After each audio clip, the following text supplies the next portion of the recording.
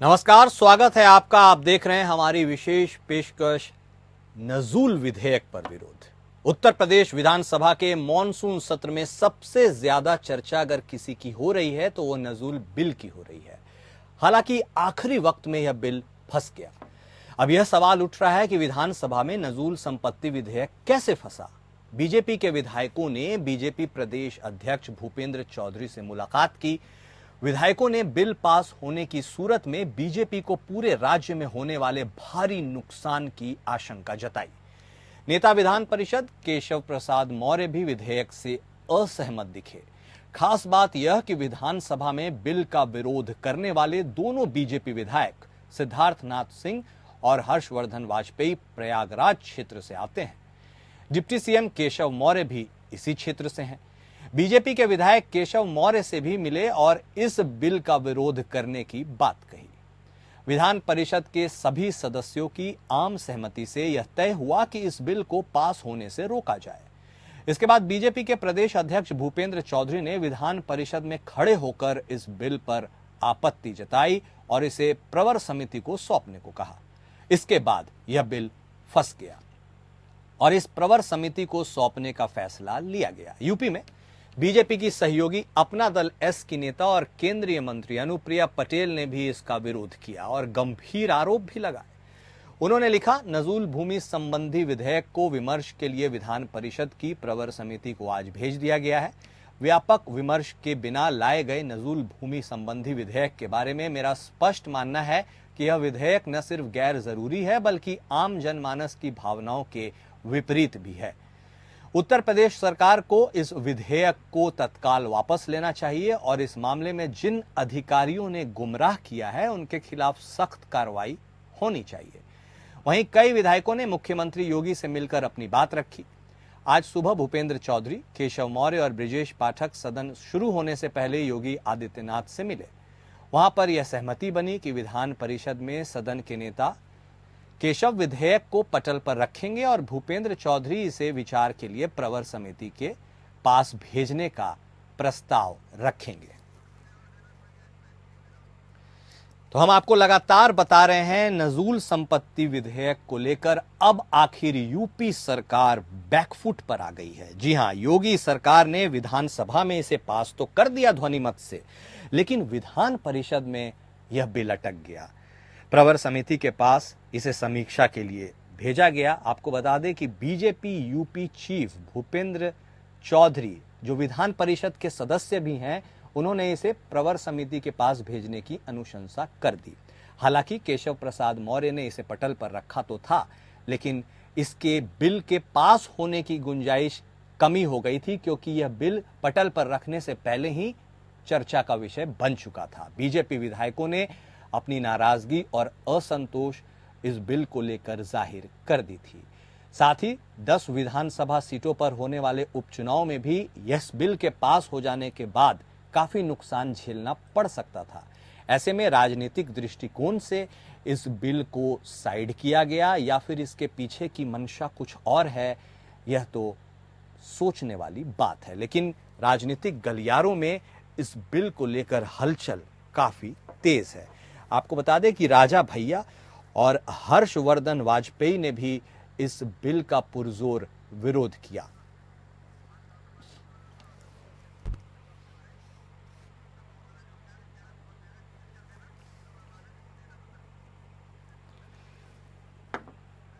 और इस वक्त हमारे सहयोगी आनंद सिंह हमारे साथ फोन लाइन पर जुड़ गए हैं। आनंद सिंह, सबसे पहले आपसे यही जानना चाहेंगे कि आखिर इस बार ऐसा क्या हो गया कि बैकफुट पर आना पड़ा सरकार को।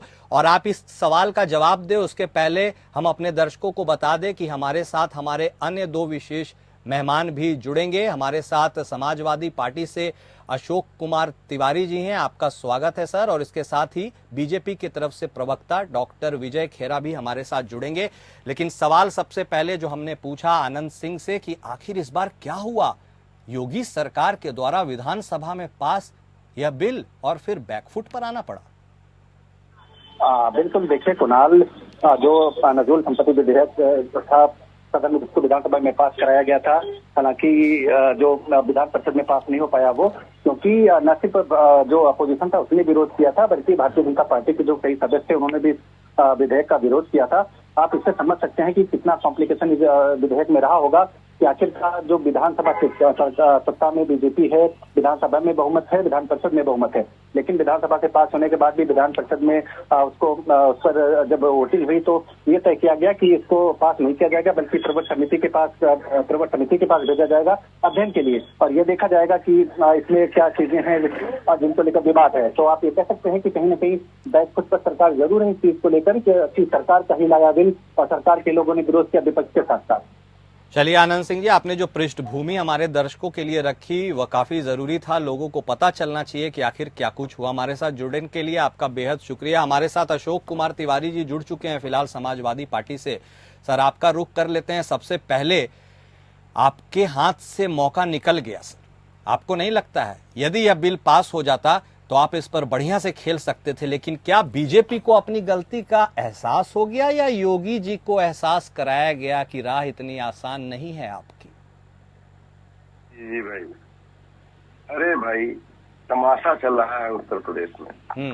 उत्तर प्रदेश में खेल चल रहा है। सवाल इस बात का है, जब समाजवादी पार्टी ने पुरजोर पर विरोध किया, कार्यकर्ताओं ने जिलों जिलों में विरोध किया, ऐसी स्थिति में भाजपा के कुछ सदस्यों को ये सोचना पड़ गया कि ये वास्तव में जो है अब जो है जिस तरह से समाजवादी पार्टी विरोध कर रही है जनता में जा करके, तो कहने सुनने के लिए उन्होंने भी विरोध कर दिया भारी मन से। उन्होंने भी विरोध कर दिया कि भाई जनता में मुंह दिखाने लायक नहीं रहेंगे। सच्चाई यह है कि विधान परिषद में ये बिल गिर गया एक तरह से और प्रवर समिति को भेज दिया गया, विधानसभा में पास किया गया। इस तरह के सरकार फैसले लेती है। सरकार है या क्या है ये? इतनी अक्षम सरकार, इतनी दिशा विहीन सरकार, योगी सरकार इतनी दिशा विहीन है कि उसके ही विधायकों को विरोध करना पड़ता है दबाव में, समाजवादी पार्टी के दबाव में आकर के। समाजवादी पार्टी अगर न हो तो पूरा प्रदेश ही बंटाधार हो जाएगा, जनता का बंटाधार हो जाएगा। समाजवादी पार्टी ने समय रहते विरोध किया इसका, तो भाजपा के विधायकों को भी विरोध करना पड़ा। ये कैसी सरकार है जो निर्णय नहीं ले पाती है? निर्णय इतने दिशाविहीन निर्णय लेती है, इतने गलत निर्णय लेती है कि उसके ही विधायकों को विरोध करना पड़ता है। सवाल इस बात का है, इस सरकार से जनता निजात पाना चाहती है और 2027 में ये सरकार जय चली जाएगी। 10 के 10 विधानसभा उपचुनाव हारने जा रहे हैं। ये तो मैसेज चला ही गया जनता में कि आप क्या चाहते थे। नजूल पे जो लोग बसे हुए हैं उनको बेघर करना चाहते थे आप। आज स्थिति यह है कि इनका बिल्कुल ही अलोकप्रिय सरकार हो गई है ये, और इसको जो है जनता फूटी आंखों देखना नहीं चाहती अपनी आंख से। अब ये कुछ भी चोचले कर लें, इनके विधायक कुछ भी कर लें, लेकिन हाथ से इनके तोते उड़ चुके हैं। नहीं तो आप ये भी सोचते हैं क्या कि संगठन और सरकार के बीच जो अंतर विरोध और कलह है उसकी भी परतें अब खुल रही हैं?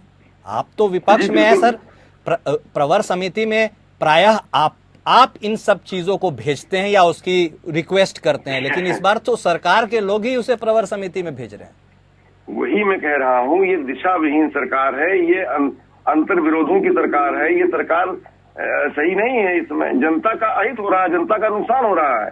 जब सरकार ही दिशा विहीन होगी, सरकार में ही अंतर विरोध होगा, पार्टी में अंतर विरोध होगा, पार्टी में अंतर कलह होगा, ऐसी स्थितियों में जो है सरकार स्थायी रूप से काम नहीं कर पाएगी, तो जनता का बंटाधार होगा, जनता का भला कैसे होगा? कंस्ट्रक्टिव काम होंगे नहीं, सब काम असर में अटक जाएंगे और जन विरोधी कार्य होंगे। जन विरोधी कार्य कर रही है भाजपा, जन विरोधी कार्य कर रही सरकार।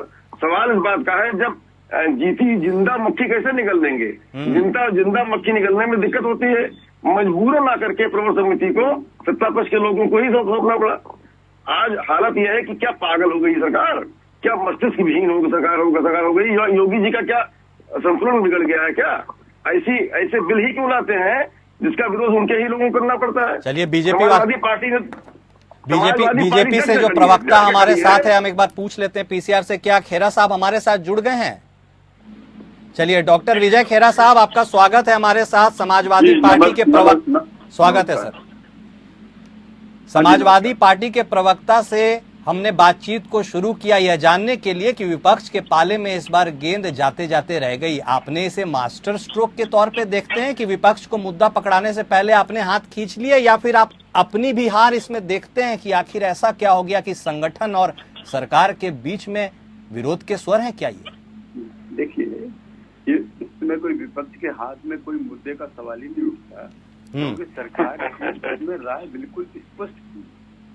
उन नजूल के उन जमीनों का सवाल था। पहली बात बताएं आप कि जिन लोगों ने रेंट नहीं भरा है परसों से, 25-30 साल से सरकारी रेंट नहीं भरा है, तो वो तो स्वतः ही कैंसिल हो जानी चाहिए थी, लेकिन नहीं की गई कि अब भर देंगे। एक बात, तो रेंट भर देंगे, जिनने नहीं भरा उनका सवाल था।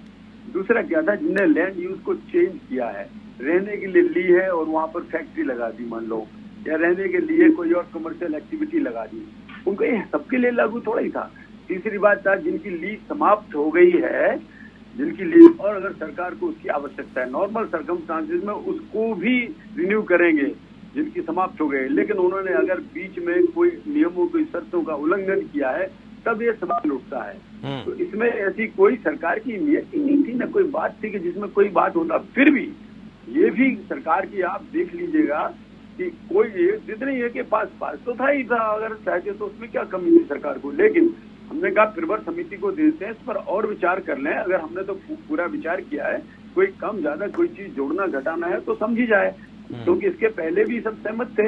हमने आपसे पहले कह दिया कि ये कोई ऐसा नहीं है कि जिनका चल रहा है सब कुछ, अपना पैसा भी दे रहा है, जमीन पे कोई नियम भी कानून नहीं तोड़ रहा है, उन पर तो कोई कुछ होना ही नहीं है, वो तो रह ही रहे हैं, जो रह रहे हैं रहने के लिए दे, उन पर कोई सवाल नहीं है। तो ये सवाल तो खाली उन्हीं लोगों का। नहीं तो सर, ये तो चलिए टेक्निकलिटी की बात हो गई, लेकिन क्या जब विधानसभा में इस बिल को ध्वनि मत से पास कराया गया तो और विधान परिषद में मामला अटक गया, इसका मतलब क्या कहीं कॉन्फिडेंस में लेकर तमाम पदाधिकारियों को सरकार के और संगठन के यह बिल नहीं लाया गया था? क्या पहले ही इस मुद्दे को नहीं सुलझा लेना चाहिए था? खामखा में विपक्ष के पास आपने एक मुद्दा तो दे तो दिया है, अब वो उसको भुनाएंगे। 10 सीटों पर विधानसभा उपचुनाव भी है। नहीं तो आखिर विधानसभा से भी तो पास तो हुआ ही है ना। हुआ है सर। अगर कोई चीज हमने कोई भी चीज अगर बनाई है या को हम बना रहे हैं पूरे जनहित को ध्यान में रखते हुए, और अगर फिर उस पर अगर ये है कि कोई और समिति से विचार कर लिया जाए तो प्रवर समिति को अक्सर भेजा जाता रहता है। हमने तो हमारे ही लोगों ने कहा, तब ये भी अच्छी बात है। नहीं तो अगर विपक्ष भी कहता है तब भी प्रवर समिति को जाते रहते हैं। इस तरह की जब भी कानून बनाए जाते हैं, कोई नई चीज तो है नहीं, 50 बार जाता है। तो हम विपक्ष भी बोलता तब भी शायद प्रवर समिति को चला जाता। हमारे लोगों ने बोला, मान लो वो भी अच्छी बात है, इसमें क्या है। एक बात है, उस पर बहस हुई है, विधानसभा में भी हुई, विधानसभा से पास हुआ है। जब यहाँ पर आया विधान परिषद में तब सवाल आया इस बात का कि इसमें कुछ चीजें हैं उनको ठीक किया जाए। हालांकि वो तब भी ठीक की जाती पूरा कानून बनने से पहले, ये भी समझाया था। फिर भी अगर उसको पुनर्विचार की जरूरत है, प्रवर समिति की सलाह की जरूरत है तो बहुत अच्छा है, सरकार ने बहुत अच्छा किया। ये तो जनहित की बात थी, इसमें किसी को डिस्प्लेसमेंट होना ही नहीं था। जो नियमानुसार चल रहा है, जो लोग चालाकी के अनुसार चल रहे हैं, जमीन उनको दी गई है, मान लो 1000 फीट है नजूल की, और उन्होंने 1000 और बगल में कब्जा कर ली, वो सवाल है। रहने के लिए दी है और उसके अंदर फैक्ट्री खोल दिया, कोई दुकानें उठा के किराए से दे रहे और किराए भी नहीं दे रहे, तो क्या इन लोगों के साथ नहीं करने चाहिए कोई कार्रवाई? क्या करना चाहिए सरकार? चलिए, कई सवाल हैं, कई सवाल का जवाब भी लेना है। और आपने जब अपनी बात रख रहे थे तब अशोक साहब काफी मुस्कुरा भी रहे हैं, उनके मन में भी कई सवाल कौंध रहे हैं, आपके तरफ तीर छोड़ने के लिए बेताब नजर आ रहे हैं। तिवारी साहब, आपने बहुत इत्मीनान के साथ खेरा साहब को सुना, चेहरे पर एक मुस्कान भी थी। यह मुस्कान कटाक्ष के लिए है या वाकई कोई सवाल है आपके जहन में? है तो पूछ लीजिए। नहीं, सवाल है, बिल्कुल मान लिया हमने। सवाल इस बात का है कि भारतीय जनता पार्टी में सब कुछ ठीक ठाक नहीं है। ये स्पष्ट रूप से दर्शाता है। कोई बिल आता है, विधानसभा में पास होता है, विधान परिषद में घेर लिया जाता है, भाजपा के विधायकों द्वारा ही घेर लिया जाता है। तो सवाल इस बात का, सवाल कटघरे में भाजपा है ही है, सरकार कटघरे, पूरी सरकार कटघरे में। इस समय जो हमारे जैसा हमारे राष्ट्रीय अध्यक्ष जी ने कहा था, वो सही बात कही थी उन्होंने कि अगर कुछ संशय है, कुछ आप कहीं से भी असहमत है, कुछ विधायक अगर असहमत है भाजपा से और वो समझते हैं कि भाजपा सरकार ठीक ठाक नहीं चल रही है या जनता का भला नहीं कर रही है, तो वो आए, सामने आए, हम उन्हें समर्थन देंगे और वो हमारे हिसाब सरकार चलाएं। हमारे सिद्धांतों पर सरकार चलाए, अगर अगर अगर कुछ ऐसा है तो। लेकिन है भी ऐसा, लेकिन कुछ कारणों से वो हिम्मत नहीं कर पा रहे हैं कुछ विधायक लोग। लेकिन सच्चाई यही है कि जो है इस समय भाजपा में सब कुछ ठीक ठाक नहीं चल रहा है। अब नजूल की घूम की आई, नजूल की घूम तो बहाना है, नजूल भूमिका विधेयक एक बहाना है, ये तो निशाना साधना है, ये तो इनको तो सरकार पर निशाना साधना है, इनको अपना काम करना है, वो ये कर रहे हैं। जनता के सरोकार की क्या बात है, वो बात है ही नहीं यहाँ पर। यहाँ पर बात है कि आपसी खींचतान चल रही है और उस खींचतान का नजारा हम देख रहे हैं। सर वो नजारा देख रहे हैं खैरा साहब, ये आपसी खींचतान का नजारा देख रहे हैं, साफ तौर पर ये इस ओर इशारा कर रहे हैं। और लेकिन एक बात तो जग जाहिर है, जिस तरह से विरोध में यह स्वर मुखर हुए हैं, आपकी एनडीए की सहयोगी केंद्रीय मंत्री, उन्होंने भी बगावत के स्वर खोल दिए और बोल रही हैं, उन्होंने तो साफ तौर पर कहा है कि यह बिल्कुल ही गलत था, यह बिल आना ही नहीं चाहिए था। क्या योगी आदित्यनाथ को अकेले टारगेट किया जा रहा है? तमाम सहयोगियों और विपक्ष तो खैर मुद्दे को आड़े हाथों लेता ही है, लेकिन संगठन के अन्य पदाधिकारी वर्सेस योगी आदित्यनाथ के खींचतान का ये असर है क्या? आप इसको मानते हैं?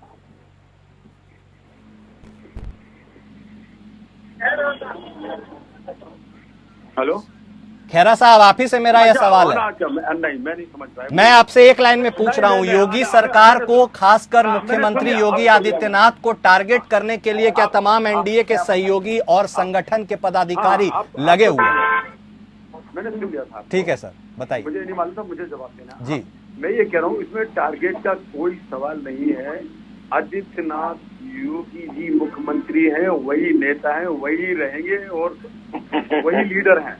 इसमें कहीं कोई दो राय नहीं है, न सोचने का किसी को इसमें आवश्यकता है, ना अपना दिमाग खराब करने। लोग वही रहेंगे और वही सर्वमान्य है और इतने बहुमत से खूब जीत के आए। उनकी लीडरशिप में असेंबली में रिकॉर्ड कायम किया है दोबारा आने में।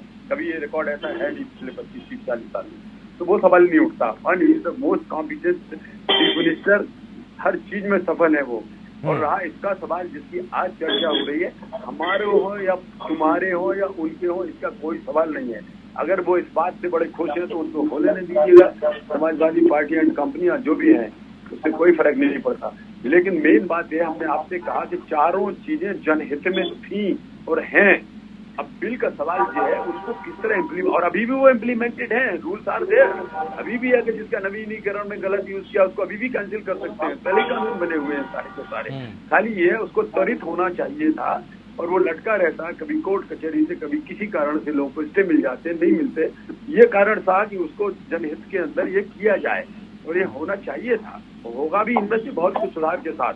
अगर कोई सुधार की आवश्यकता है, और अगर आप अनुप्रिया पटेल की बात कर रहे हैं तो वो उन्होंने अपनी सलाह कहा कि ये नहीं लाया जाना चाहिए था, क्योंकि ये बिल अपेरेंटली जो बात आज उठाई गई है वो इस तरह से जा रही है कि साहब जैसे हम उसके बिल से कोई लाभ होने वाला है या कुछ होने वाला है, किसी को हम नुकसान करना चाहते हैं, ऐसा कुछ बिल में है ना होगा। अगर मैं आपसे पहले कहा, हमारे वहाँ पराय अगर सलाह देते हैं, ये सलाह समाजवादी पार्टी भी देती, कांग्रेस भी देती, तो भी हम लोग उस पर विचार करते हैं। किसान बिल के बारे में भी ऐसा हुआ था। ठीक है, हम अमेंडमेंट के साथ लाएंगे या नहीं आवश्यकता होगी तो अलग बात है। नहीं, चलिए ठीक है सर, लेकिन आप सर आप विश्व की सबसे बड़ी पार्टी हैं और सांगठनिक तौर पर काफी मजबूत हैं। सर आपके यहाँ तो बंद कमरे में जो बातचीत होती है वो बाहर निकलकर छन कर भी नहीं आती है, तो इतना बड़ा ब्लंडर कैसे हो गया, यह बहुत बड़ी बात है। सर अशोक तिवारी साहब, आपका क्या कहना है? बीजेपी के बंद कमरे से बात बाहर आ गई और सदन के पटल तक यह बात आ गई, ये तो अपने आप में हैरान करने वाली विषय है। ये बहुत ही जो है हास्यास्पद विषय है भाजपा के लिए। और विजय खैरा साहब जिस तरह से कह रहे थे, अनुप्रिया पटेल जी को कह रहे थे, उस पर मुझे ताज्जुब होता है कि अनुप्रिया पटेल जी को क्या नासमझ समझते हैं क्या? वो बिल के बारे में समझ नहीं पाती हैं क्या? वो ऐसे ही बोल देती हैं कि बिल नहीं लाना चाहिए। अरे मोदी कैबिनेट में केंद्रीय मंत्री हैं सर। की बात है इनकी। ये कह रहे हैं कि जो है, ये कह रहे हैं कि अनुप्रिया पटेल जी बिल के बारे में समझ ही नहीं पाएंगी। अरे भाई, अनुप्रिया पटेल जी बिल के बारे में बगैर समझे ही बोल देंगी कि इसको नहीं लाना चाहिए। सच्चाई इस बात की है। इसलिए बोलना आप कोर्ट गलत मत करो, मैंने बोला उसको बोल के बात काटिए। नहीं, आपको सोच समझ के बोलना चाहिए। अनुप्रिया पटेल जी बड़ी नेता है और इस तरह से उनके विषय में नहीं कहना चाहिए। सच्चाई ये है। अभी आप अखिलेश के खिलाफ बोल रहे थे, मैंने तो कुछ नहीं बोला। आप अखिलेश यादव के खिलाफ कितना बोले हैं अभी आज? हम क्या बोल रहे हैं भैया? क्या बोल रहे हैं? अभी आपने बोला अखिलेश यादव को कुछ नहीं आता, वो तो फालतू बात। नहीं सर, चलिए ना टॉपिक पे रहते हैं। अब कहाँ अखिलेश यादव के हमने बोला कि नहीं है। अगर आप मुझे झूठा कोट कर सकते हैं प्रिया के लिए, तो मैं आपको भी कोट करूंगा। आप मुझे झूठा कोट क्यों कर रहे हैं? मैंने जो बोला नहीं उसको क्यों नहीं, कोट चलिए कर रहे हैं? ठीक है, ठीक है सर, मुद्दे पे रहते हैं। हाँ, बोलिए। वही कोट करिए जो बोला है। अशोक तिवारी जी, बात पूरी कीजिए। अभी विजय खैरा जी ने नहीं बोला कि अनुप्रिया पटेल जी समझ नहीं पाई। मैंने ये बोला ही नहीं। आप कह रहे हैं चलिए आप अपनी बात पूरी करिए। आप है तो भी विचार करेंगे, और आपने बोला तो भी विचार करेंगे, ये बोला मैंने। आपका आशय यही था कि वो ऐसे ही बोल दिया, उन्होंने बिल वापस रख दिया। चलिए ठीक है सर, किसने क्या कहा नहीं कहा वो अलग बात हो सकती है, समझने में कम्युनिकेशन गैप हो सकता है, लेकिन आप अपनी बात पूरी कीजिए कि आखिर ये हो क्या गया। उसको उस पर आप विचार रखो ना। सच्चाई है भाजपा अपने में ही उलझी हुई है, और ये जन विरोधी दिशा विहीन विधेयक लाया गया, जन विरोधी विधेयक लाया गया, जिसका डट करके समाजवादी पार्टी विरोध करती है। डट करके सारे कार्यकर्ता सड़कों पर हैं। हम विरोध करते हैं ऐसे विधेयक का जो कि जन विरोधी हो और जो है दिशा विहीन हो। चलिए तो इनके विधायक भी साबित कर रहे हैं कि ये आपस में ही लड़ रहे हैं, आपस में ही इसको दिशा विहीन कह रहे हैं, आपस में ही इसे जन विरोधी कह रहे हैं। ये और अच्छी बात है कि भाजपा सरकार इस समय दिशा विहीन हो गई है, भाजपा सरकार इसमें अक्षम साबित हो रही है, और भाजपा सरकार में योगी आदित्यनाथ जी को चौतरफा हमला जारी है सर। समाजवादी पार्टी तो विरोध कर ही रही है, लेकिन इनका साफ कहना है कि बीजेपी विधायक खुद ही इस बिल का विरोध कर रहे थे। खैर, हमारे साथ हमारे विशेष संवाददाता आनंद सिंह भी बने हुए हैं। आनंद सिंह, एक बात जानना चाहेंगे, खासकर यदि प्रयागराज जोन की ही बात करें, चाहे हर्षवर्धन वाजपेयी हो, राजा भैया, ऐसे तमाम, सिद्धार्थनाथ सिंह, वहीं से विरोध के ये स्वर कुछ ज्यादा मुखर होते नहीं आ रहे हैं इस बिल के प्रति? बिल्कुल, देखिए कुणाल, सिर्फ एक जोन की बात नहीं है। सबसे बड़ा सवाल ये है कि अगर ऐसा कोई बिल लाया गया है जिसको लेकर कोई डाउट्स हैं, कुछ दिक्कतें हैं पार्टी को, तो सबसे बड़ा सवाल ये है कि आखिर इसके लिए अध्ययन क्यों नहीं किया गया और अपनी पार्टी में ही आम सहमति क्यों नहीं बनाएगी। इससे ज्यादा चिंताजनक किसी पार्टी के लिए क्या हो सकता है कि आपकी पार्टी, आपकी सरकार बिल लेकर आ रही है और आप ही को लोग इस बिल के विरोध में खड़े हो जाएं, चाहे वो विधानसभा की बात करिए, चाहे वो विधान परिषद की। जो आपने बात कही है वो बिल्कुल सही कही है कि कहीं ना कहीं बहुत बड़ी गलती भारतीय जनता पार्टी से इस बिल को विधेयक को लाने में हुई है, और न सिर्फ विपक्ष बल्कि जो सहयोगी दल है वो विरोध कर रहे हैं, और तमाम पार्टी के नेता, विधान परिषद में आप बात करिए, विधान परिषद में बहुमत है बीजेपी का, लेकिन वहां से बिल पास नहीं किया गया, प्रवर समिति के पास भेजा गया। प्रवर समिति के पास बिल भेजने का मतलब एक तरह से आप ये समझिए कि वो या तो लंबे समय के लिए अटक गया है, या तो अब वो ठंडे आप कह सकते हैं कि ठंडे बस्ते में चला गया है। अमूमन यही देखा जाता है। आनंद सिंह जी, पहली बार ऐसा हुआ है कि योगी सरकार को किसी मसले पर बैकफुट पर आना पड़ा। क्या विरोध के स्वर को योगी सरकार नहीं भाप पाई? बहुत छोटा सा आपका टिप्पणी। बिल्कुल, देखिए, जैसे मैंने कहा कि आपकी पार्टी में ही उस बात को लेकर एक मत नहीं है, तो कहीं ना कहीं ये बात बिल्कुल सही है कि पार्टी में अगर एक राय नहीं है तो बिल आया कैसे? अगर या तो राय ली नहीं गई या तो फिर राय ली गई, तो पार्टी में अगर विरोध आया तो ये बड़ा सवाल जरूर है भारतीय जनता पार्टी को। जी, बेहद बड़ा सवाल है। हमारे साथ आप सभी का जुड़ने के लिए बेहद शुक्रिया। समय का अभाव है, आप लोग हमारे साथ जुड़े, हमारी बातचीत दर्शकों तक पहुंची। अब दर्शकों को यह सोचना है कि आखिर यह जो पूरी राजनीतिक खिचड़ी और सियासी पुलाव पक रहा है, यह किस ओर जाएगा, किसे निवाला मिलेगा खाने के लिए, और आने वाले 10 विधानसभा उपचुनाव में जो रिजल्ट होगा वो भी कहीं ना कहीं इस ओर इशारा करेगा कि 2027 की योगी सरकार और बीजेपी की राह कठिन है या आसान। हमारे साथ इस खास पेशकश में आज के लिए इतना ही। नमस्कार।